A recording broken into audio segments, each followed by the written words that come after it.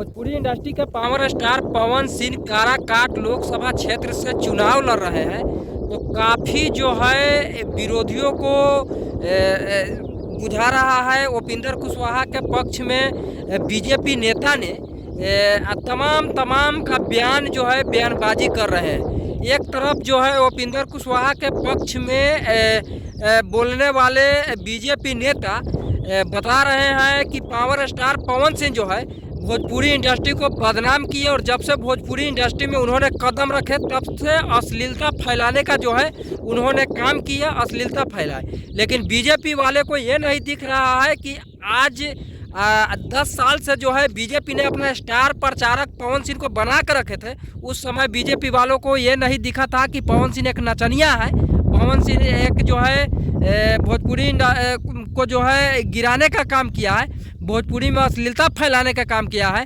आज पवन सिंह जो है